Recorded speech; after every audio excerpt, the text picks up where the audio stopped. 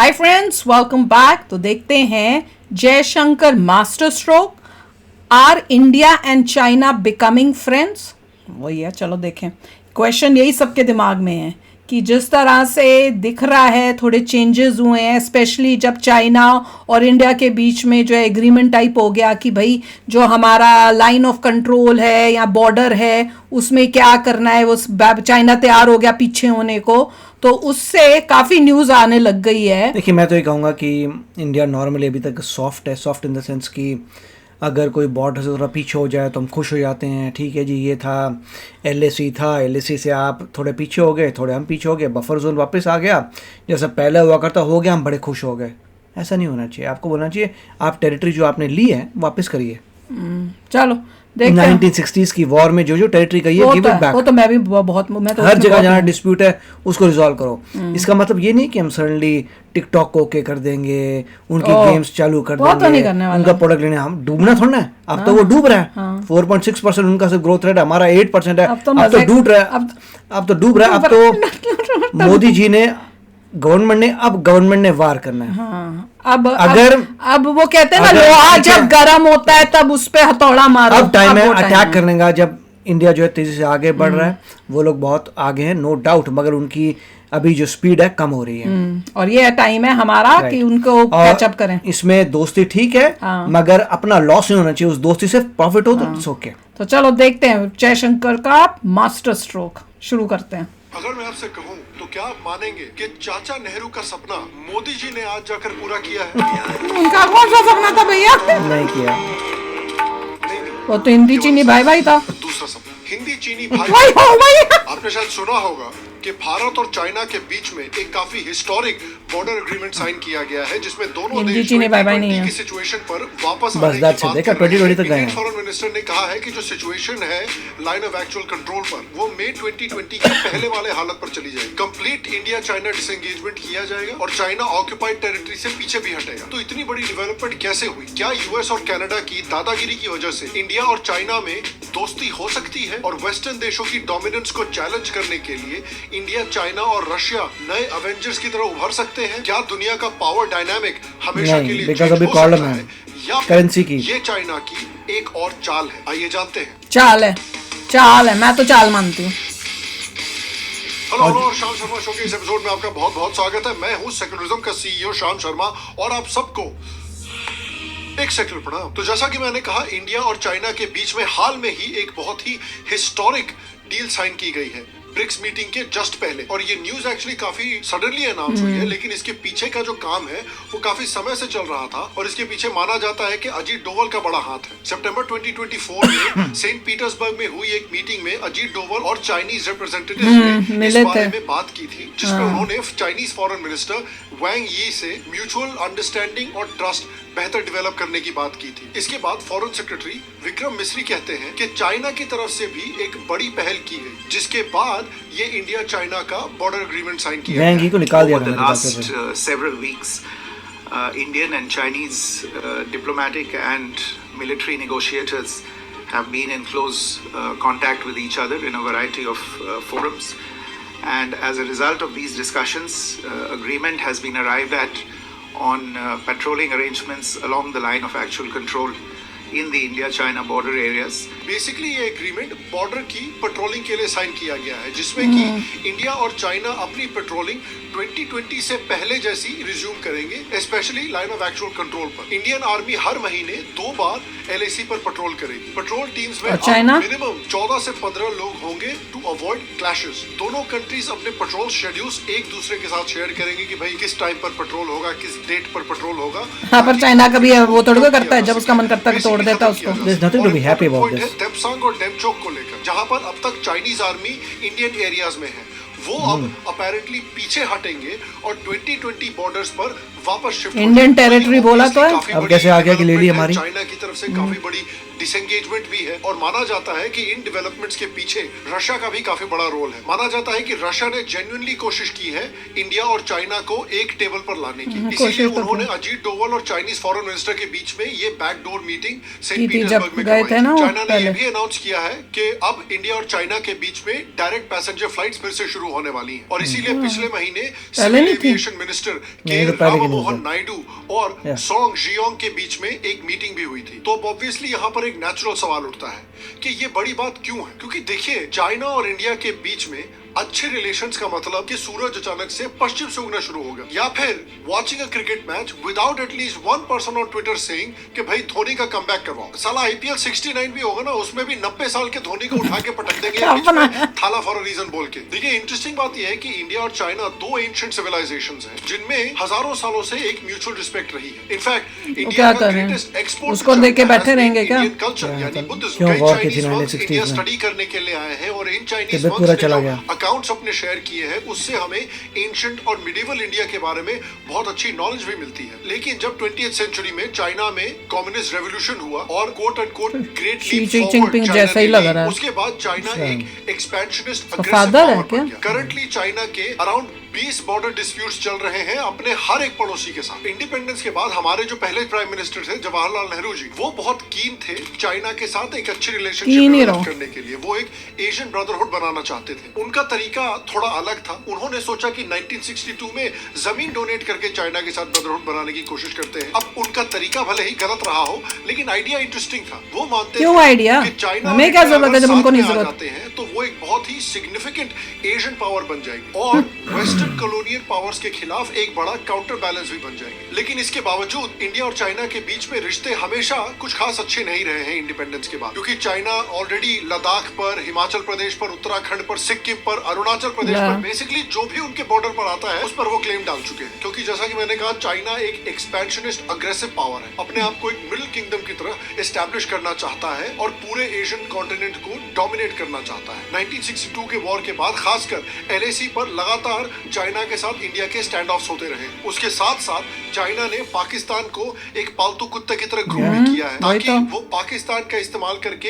India को कमजोर रख सके। और इसीलिए चाइना कई सालों से पाकिस्तान को अलग अलग इंटरनेशनल इश्यूज पर इंटरनेशनल फोरम्स में सपोर्ट करता हुआ है, खासकर UN में अपने वीटो पावर का इस्तेमाल करके। चाइना ने पाकिस्तान को काफी इकोनॉमिक और मिलिट्री सपोर्ट भी दिया है, खासकर आर्म्स और न्यूक्लियर टेक्नोलॉजीज के एरिया में। उसके रिस्पॉन्स में इंडिया ने भी कहा कि चलो ठीक है भैया। चाइना ने बहुत प्रोटेस्ट किया, लेकिन उसके बावजूद इंडिया ने दलाई लामा को इंडिया बुलाया। इंडिया कई तिब्बतन रेफ्यूजीज और कई तिब्बतन पॉलिटिशियंस और एक्टिविस्ट को तिब्बत वापस तो नहीं आना हमारा। और उससे क्या तिब्बतन होता है? गवर्नमेंट इन एग्जाइल जो है वो कई सालों से इंडिया से ऑपरेट कर रही है और रेगुलरली इलेक्शंस भी करती है। इस बात से चाइना ऑब्वियसली बहुत चिढ़ता आफ्टर है दलाई क्योंकि लामा वो खत्म है तिब्बत सब। को एज अ चाइनीज टेरिटरी देखते हैं। और हाल में ही हालात जो है वो बद से बदतर हो गए थे जब 2020 में गालवान वैली में इंडिया और चाइना के बीच में एक वायलेंट क्लैश हुआ था, जिसमें 20 भारतीय सैनिक वीरगति को प्राप्त किसने भी हो किया गए था? थे। हालांकि चाइना ने इसमें शुरू किया था? इंडियन ऑपोजिशन ने चाइना की सपोर्ट करने का डिसाइड किया। साउथ अफ्रीका में जो प्रधानमंत्री की बॉडी लैंग्वेज थी ब्रिक्स समिट पे अपने चीनी राष्ट्रपति के सामने,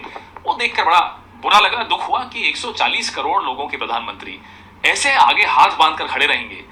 ये अच्छा क्या संदेश बोल नहीं भेज रही रहे है? हम विश्व को। The fact of the matter is China is occupying our territory. It's an accepted fact. I think 15 तुम्हारे टाइम में गया है हमारा Delhi is बात कर रहे occupied by हैं। them, and I think you know तुम्हारे absolutely रिलेटिव्स ने सत्यानाश किया था लेकिन 1965 चाइना को लगा कि भैया ये मुद्दा भी उनके लिए एक वॉक इन द पार्क होगा, लेकिन इंडिया ने कहा No, I don't think so. और इंडियन आर्मी ने सिर्फ हाथों से और डंडों से 42 चाइनीज आर्मी के सोल्जर्स को टपका दिया। मतलब इंडिया का डबल प्लस 2 इंटरेस्ट। चाइना ने रियलाइज किया कि इस इंडियन आर्मी को यार बुली करना मुश्किल है और इंडिया को अब हल्के में नहीं लिया जा सकता। और मोदी गवर्नमेंट ने भी चाइना के खिलाफ काफी अग्रेसिव स्टांस अपनाया है। इंडिया ने बॉर्डर इंफ्रास्ट्रक्चर इतनी तेजी से कंस्ट्रक्ट किया है जितनी तेजी से पहले कभी देखा नहीं गया है। इंडिया ने सारे स्टैंड ऑफ साइट्स रुकना मत अभी। बड़ी आर्मी डिप्लॉयमेंट की है। इंडिया ने चाइना के फिर भी हम चाइना से पीछे हैं। बहुत पीछे हैं। डेटा और प्राइवेसी इश्यूज बोलकर बॉर्डर के सीमा पे। चाइनीज सिटीजंस की इंडियन वीजा एप्लीकेशंस पर काफी इंक्रीज स्क्रूटनी भी की है। जो चाइनीज इन्वेस्टमेंट इंडिया में हो रहे हैं उस पर भी एक्स्ट्रा स्क्रूटनी इंडिया ने शुरू कर दी है, जिस वजह से बिलियंस ऑफ चाइनीज इन्वेस्टमेंट अटक गए हैं। इंडिया और चाइना के बीच की सभी डायरेक्ट फ्लाइट्स भी कैंसिल कर दी गई थी। इनफैक्ट पिछले 4 सालों में इन दोनों कंट्रीज में कोई भी डायरेक्ट फ्लाइट्स नहीं रही। भारत का पिछले 4 सालों से स्टांस रहा है कि चाइना और इंडिया के बीच में रिश्ते तभी नॉर्मलाइज होंगे जब चाइना जो 2020 के बाद के भारत के बॉर्डर्स पे अग्रेसिव इलीगल ऑक्यूपेशन कर रहा है उनको पुश बैक करे। खाली पिछले यही 4 नहीं। सालों में इंडिया ने दिखाया है कि इंडिया चाइनीज की दादागिरी से पीछे नहीं हटेगा। इंडिया का स्टांस उस समय पर इनफैक्ट इतना अग्रेसिव था कि कुछ लोग मानते थे कि पोटेंशियली इंडिया और चाइना के बीच में एक और वॉर हो सकती है। तो इसलिए अभी जो सुलह हुई है वो एक्चुअली एक बहुत बड़ी न्यूज है। और जैसा कि मैंने कहा, ये सुलह करवाने में रशिया का भी हाथ है, क्योंकि रशिया को भी पता है कि अगर चाइना और इंडिया के बीच में दरार आएगी तो इंडिया और भी वेस्टर्न देशों की तरफ बढ़ता जाएगा, जिससे अल्टीमेटली रशिया का नुकसान होगा, क्योंकि इस समय पर पूरा वर्ल्ड ऑर्डर वेस्टर्नाइज हो रखा है और रशिया के ऊपर काफी भारी सैंक्शंस लगे हुए हैं। इस क्रिटिकल समय पर वो नहीं चाहता कि रशिया के जो दो बड़े एलाइज हैं, चाइना और इंडिया, वो एक दूसरे से लड़ाई करें। और इसीलिए इस सुलह की टाइमिंग काफी पहले चाइना कब एलाय था? वो तो अमेरिका के साथ था। ब्रिक्स समिट को China is होस्ट never करना gonna है be और ally. पूरी दुनिया वो को किसी का दिखाना ally नहीं हो चाहता है सकता। as an alternative to the western world order, जो बहुत यूरोप और नॉर्थ अमेरिका फोकस्ड है। काफी हाई पॉसिबिलिटी है कि प्राइम मिनिस्टर मोदी और चाइनीज प्रेसिडेंट शी जिनपिंग के ब्रिक्स की मीटिंग के साइडलाइंस में प्राइम मिनिस्टर मोदी और चाइनीज प्रेसिडेंट शी जिनपिंग के बीच में भी एक बायलैटरल मीटिंग होगी। वही ऑलरेडी चीज है। ब्रिक्स ने जो 5 मेंबर अलायंस है उसको 9 मेंबर अलायंस कर दिया है आफ्टर एन एक्सपेंशन इन 2023। माना जाता है कि कुछ समय में सऊदी अरेबिया और अर्जेंटीना भी ब्रिक्स को ज्वाइन कर सकते हैं। और ये भी माना जा रहा है कि 2024 के समिट के बाद ब्रिक्स को 9 कंट्री अलायंस से 20 मेंबर अलायंस में एक्सपैंड कर दिया जाएगा, जिसमें कई ग्लोबल साउथ की कंट्रीज को रिप्रेजेंटेशन मिलेगी जो कि अमेरिका लेड वर्ल्ड ऑर्डर में नहीं मिलती है। ग्लोबल साउथ में मेनली वो कंट्रीज आती हैं जो अफ्रीका, एशिया, लैटिन अमेरिका और ओशियानिया में बेस्ड हैं, जिनको जनरली डेवलपिंग कंट्रीज माना जाता है। इन सारे देशों में कुछ कॉमन लिंक्स है, जैसे कि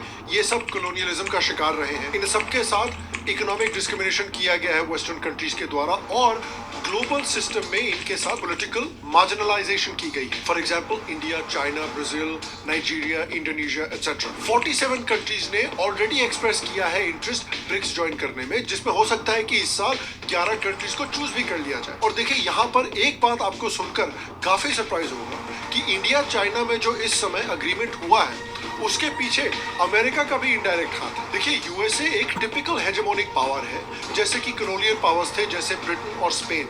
हेजेमोनिक पावर्स वैसे ही बिहेव करती हैं जैसे स्कूल के बुलीज बिहेव करते हैं, और इनका बिहेवियर समझने के लिए हमें ये यूएफएम में है। समझना पड़ेगा। साइकोलॉजिस्ट एल्बर्ट बैंडूरा आप लोग बता रहे थे न्यूयॉर्क में रहता है। अग्रेसिव बिहेवियर इसलिए दिखाते हैं ताकि वो सोशल हायरार्की में अपनी डोमिनेंस को एस्टैब्लिश और मेंटेन कर सके। उनकी रिसर्च बताती है कि पुलिस दूसरों पर कंट्रोल जमाने की कोशिश करते हैं और उनका बिहेवियर इसी डिजायर से ड्रिवन होता है कि वो अपनी सोशल पावर को मेंटेन और एनहांस कर सके। बैंडूरा ने एक कॉन्सेप्ट इंट्रोड्यूस किया, मॉरल डिसएंगेजमेंट, जिससे पुलिस अपनी हार्मफुल एक्शंस को जस्टिफाई करने के लिए इस्तेमाल करते हैं। वो अपने एक्शंस को इन स्टेप से रैशनलाइज करते हैं कि भाई जो नुकसान हो रहा है उसको मिनिमाइज करते हैं, विक्टिम्स को ब्लेम करते हैं। ये अपने आप को समझा लेते हैं कि उनका बिहेवियर जो है वो जस्टिफाइड है। ये कॉग्निटिव प्रोसेसेस जो हैं वो उन्हें बुलिंग करने के बाद भी गिल्ट या शेम महसूस नहीं करने देता। बैंडूरा के अकॉर्डिंग बुलीज जो है वो इंटेंस नार्सिसिज्म भी दिखाते हैं। नार्सिसिस्टिक बुलीज को लगता है कि वो दूसरों से सुपीरियर हैं और उन्हें स्पेशल ट्रीटमेंट मिलनी चाहिए। इस वजह से वो अपने पियर्स को डिवैल्यू करते हैं और दूसरों को बस एक टूल की तरह देखते हैं जो उनके सेल्फ इमेज को रीइंफोर्स कर सके। और इसीलिए जो कंट्रीज अमेरिका के ऑर्डर के खिलाफ जाते हैं वहां पर ये तख्ता पलट कर देते हैं। जैसे 1953 में इन्होंने ईरान में किया था, 2003 में इन्होंने इराक में किया था। इसके बावजूद कि याद रखिए कोई भी प्रूफ नहीं था कि सद्दाम हुसैन के पास कोई भी वेपन्स ऑफ मास डिस्ट्रक्शन है। इसके बाद भी इन्वेजन हुई। इसका रिजल्ट ये हुआ कि मिलियंस ऑफ इराकीज मारे गए। अल्टीमेटली आईसिस जैसे आतंकी ऑर्गेनाइजेशन का वहां पर जन्म हुआ और ईरान मिडिल ईस्ट में एक बड़ी पावर बन गया जो अमेरिकन इंटरेस्ट को डायरेक्टली अंडरमाइन करता है। तो बेसिकली अपने ही पैरों पर अमेरिकन ने कुल्हाड़ी मार ली। यूएस अपनी ग्लोबल डोमिनेंस को मेंटेन करना चाहता है और एक राइजिंग इंडिया जो है वो अकॉर्डिंग टू द यूएस इस बैलेंस को चैलेंज कर सकता है। जेमी डिमॉन जो कि जेपी मॉर्गन के चेयरमैन और सीईओ हैं, उन्होंने कहा था कि इंडिया इस डेकेड के एंड तक एक $7 ट्रिलियन इकोनॉमी बन सकता है। इस समय पर इंडिया अपने टाइज रशिया जैसे देशों के साथ और आज के अरब कंट्रीज और ग्लोबल साउथ के देशों के साथ बहुत स्ट्रॉन्ग भी कर रहा है। तो देखिए, अल्टीमेटली यूएस को ऐसी कंट्रीज पसंद है जो उनके ग्लोबल इंटरेस्ट के साथ पूरी तरह से अलाइन करती है। और देखिए, इंडिया भी यूएस के साथ अलायंस चाहती है। In fact Narendra Modi, I would argue, is the most pro American prime minister India has अभी तक तो यही और कोई नहीं। ये भी है कि इंडिया अपने टर्म्स पे अमेरिका के साथ अलाइन करे, वो तो है। अपने इंटरेस्ट को ध्यान वो में तो रखते हुए। obviously। इंडिया का एक इंडिपेंडेंट स्टांस है, जैसे रशिया के साथ उनकी पार्टनरशिप। ये इंडिपेंडेंट स्टांस जो है ये यूएस को पसंद नहीं है, लेकिन क्योंकि यूएस एक नार्सिसिस्टिक हेजेमोनिक सुपर पावर है, वो इंडिया को अपनी मर्जी के हिसाब से चलाना चाहता है और इसलिए इंडिया कभी नहीं को करेगा खुद ऐसे, पे वो तो अपनी टिकवाने मर्जी के लिए करेंगे। यूएस काफी टोटके इस्तेमाल कर रहा है, जैसे कि इंडिया में एनजीओस को फंड करता है जो इंडिया में सोशल अनरेस्ट क्रिएट करते हैं। इनफैक्ट 2022 में इंडियन गवर्नमेंट ने 6000 एनजीओस के परमिट्स कैंसिल किए थे जिनको फॉरेन फंडिंग मिलती है। यूएस अक्सर ऑपोजिशन लीडर राहुल गांधी को होस्ट करता है, जिन्होंने ओपनली यूएस नहीं करता, फॉरेन यूनिवर्सिटीज इंटरवेंशन मांगा है तख्ता पलट करने के Their लिए। राहुल problem। गांधी अमेरिका में Stanford। जाकर उनसे पूछो क्यों बुलाते हो भैया? बहुत पहले की होगी। जॉर्ज सोरोस से लिंक्स है, जैसे कि हिंदूज फॉर ह्यूमन राइट्स, और जिनके अलेजिडली पाकिस्तानी आईएसआई और पाकिस्तानी एक्सट्रीमिस्ट ऑर्गेनाइजेशंस के साथ भी लिंक्स हैं, जैसे कि इंडियन अमेरिकन मुस्लिम्स काउंसिल। याद रखिए कि इसी साल अप्रैल में बांग्लादेश की प्राइम मिनिस्टर शेख हसीना ने यूएस पर उनकी सरकार को गिराने की कोशिश करने का इल्जाम लगाया था, क्योंकि शेख Not हसीना really. की She never गवर्नमेंट said जो थी anything. वो बहुत प्रो इंडिया थी, और इवेंचुअली यही हुआ। अमेरिका ने शेख हसीना की गवर्नमेंट को ओवरथ्रो किया और वहां पर अमेरिकन पपेट मोहम्मद यूनुस को पीएम इंस्टॉल किया गया। अपेरेंटली यूएसए ने कनाडा को भी उकसाया कि वो खालिस्तानी निज्जर की किलिंग पर इंडिया को अक्यूज करे। अमेरिका ने इंटेलिजेंस कनाडा के साथ शेयर की थी इंडिया को अक्यूज करने के लिए। तो भसड़ साले ये मचा रहे हैं बैकग्राउंड से काफी समय से। अब रिजल्ट ये हो गया है कि इनके कुकर्मों की वजह से दो एशियन पावर शायद साथ आ रहे हो, और दो एशियन पावर्स अगर नहीं, साथ साथ नहीं रहे आ हैं, सकते। तो इससे हम पूरे और वेस्टर्न चाइना वर्ल्ड को साथ काफी नहीं बड़ा आ शॉक सकते। लग रहा है, काफी बड़े बड़े मेल्टडाउन्स हो रहे हैं, और इस एग्रीमेंट से तो हो सकता है सबसे ज्यादा मिर्ची पाकिस्तान को लगे, क्योंकि उनके ओरिजिनल अब्बू और उनके दूसरे अब्बू दोनों में अगर सुलह हो गई It depends तो उनके upon लिए how बड़ी much power खराब you बात है, have. क्योंकि भिखारियों के कहीं पैसे न बंद हो जाए परमानेंटली। अगर हम करें तो करें क्या, बोले तो बोले क्या। जैसा कि मैंने कहा, वेस्टर्न देशों को काफी मिर्ची लग रही है। Prime Minister Marinda Modi is expected to meet with Xi Jinping on the sidelines. So पता नहीं कौन my सी है। guess is ये that कौन है? Washington is not happy. अब देखिए, ये डेवलपमेंट तो अच्छी है, लेकिन कोई बेवकूफी होगा जो आपको कहेगा कि भाई हमको ब्लाइंडली चाइना को ट्रस्ट करना शुरू कर देना चाहिए। चाइना कोई भोला कभी बच्चा नहीं बने, trust कर इतनी सकते। जल्दी तो वो सुधर नहीं जाएगा। ओह। देखिए, इस सुलह के पीछे एक बड़ी रीजन ये है कि चाइना समझ रहा है कि अभी उसका मेन फोकस है ग्लोबल वर्ल्ड ऑर्डर को चेंज करना, और इसमें इंडिया की जरूरत पड़ेगी। अगर फ्यूचर में चाइना ताइवान को ओवरटेक करना चाहता है तो उसके लिए उसको एक ग्लोबल कंसेंसस बनाना पड़ेगा, और बिना इंडिया के साथ दोस्ती किए कोई ग्लोबल कंसेंसस हमें इस नहीं समय पर बनानी चाइना को दोस्ती। बनाने में मुश्किल हो रही है। और ये बात याद रखिए कि चाइना इंडिया की तरफ दोस्ती का हाथ सिर्फ और सिर्फ इसलिए बढ़ा अपने रहा मतलब है के लिए। क्योंकि इंडिया इस समय पर ताकतवर पोजीशन में है। अगर कल को इंडिया में पॉलिटिकल इंस्टेबिलिटी आती ओह। है, सोशल इंस्टेबिलिटी आती है, खा एक जाएंगे coalition तुम्हें। खा जाएगा government बनती चाइना, है जहां पर बता। इंडिया कमजोर होता है पॉलिटिकली, तो चाइना तुरंत उस वीकनेस को देखेगा और तुरंत अपनी स्ट्रेटजी इंडिया की तरफ चेंज कर देगा। दोस्ती का हाथ तुरंत गायब हो जाएगा। ओ, तो खा इंडिया जाओ। के लिए यहाँ पर एक बड़ा लेसन है, लेकिन यहाँ पर यूएसए के लिए भी एक बड़ा लेसन है कि दुनिया में आज सिर्फ एक ही पावर नहीं है कि भाई दुनिया भर की कंट्रीज को सिर्फ आपके पास ही आना पड़े। अब और भी पावर्स इमर्ज हो रही हैं जो एक दूसरे के साथ भी कोलैबोरेट कर सकती हैं। चाइना हमारा एलाई नहीं हो, लेकिन पार्टनर तो बन सकता है ना, क्योंकि देखिए जियोपॉलिटिक्स में ना कोई हमारा परमानेंट फ्रेंड होता है, ना कोई परमानेंट दुश्मन होता है, सिर्फ परमानेंट इंटरेस्ट होता है। और अल्टीमेटली देखिए, मैं तो मानता हूं कि इंडिया को फिर भी वेस्टर्न देशों के साथ एलाई बनना चाहिए, क्योंकि वो देश भी डेमोक्रेसीज है और वो सेम प्रिंसिपल्स ऑफ फ्रीडम में बिलीव करते हैं जिनमें इंडिया बिलीव करता है। लेकिन वेस्टर्न देशों की भी रिस्पॉन्सिबिलिटी बनती है कि वो इंडिया को एक पार्टनर की तरह देखें। अमेरिका इंडिया को एक सर्वेंट की तरह नहीं देख सकता, जिस तरह से वो यूके को सर्वेंट की तरह They are not. देखते हैं। That's But मैं UK आपको को पूछना servant की तरह चाहता हूं कि देखता है आपको क्या US लगता है कि ये डेवलपमेंट क्या इंडिया के लिए एक अच्छी चीज है? क्या इंडिया को चाइना के साथ ट्रस्ट करना चाहिए, नहीं। बेहतर रिलेशनशिप डेवलप करनी चाहिए, या यूएसए की तरफ बेहतर रिलेशनशिप डेवलप करनी चाहिए? आपको क्या लगता है इंडिया के लिए स्ट्रेटेजिकली क्या बेहतर है? नीचे कमेंट सेक्शन में मुझे जरूर बताएं। या आप लोग भी कमेंट सेक्शन में लिखना कि चाइना के साथ ज्यादा दोस्ती करनी चाहिए कि यूएसए के साथ। और मैं अपना मेरे को Point पता ये है नहीं मेरे है। को पता है कि कई लोग इसको एग्री नहीं करेंगे, क्योंकि कमेंट सेक्शन में पढ़ चुकी हूँ और कई लोग बोल रहे थे भैया चाइना मोर ट्रस्टवर्दी है। मेरा सिर्फ एक सिंपल क्वेश्चन उसके लिए होगा, They took your आपका दुश्मन कौन बड़ा दुश्मन है, जिसने आपकी धरती लेके बैठा हुआ है, कि जिसने कभी आपके ऊपर अटैक ही नहीं किया? यूएसए ने कभी अटैक नहीं किया इंडिया के ऊपर, कोई लड़ाई कोई वॉर नहीं हुई है। चाइना वो देश है जो आपका लैंड लेके बैठा हुआ है और बार बार वो अरुणाचल प्रदेश लड़ता उनका है जी। हाँ, और बार बार वो लड़ता भी है, अभी भी वो लड़ता है। थोड़ी देर बाद जब उसको हम सीख सिखाते हैं तो थोड़ा पीछे हो जाता है, नहीं। फिर 2 दिन बाद फिर आ जाता है। तो भैया बड़ा दुश्मन कौन हुआ?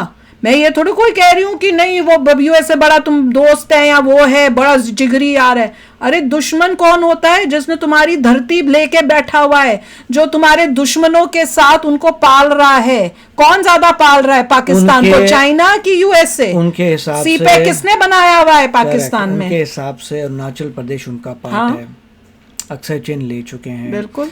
इंडियंस भूल जाते हैं कि हमारे सोल्जर्स को शहीद किसने किया है? क्या यूएसए ने शहीद किया है कि चाइना ने शहीद किया? वॉर में उनसे हार गए थे 1962 वही तो।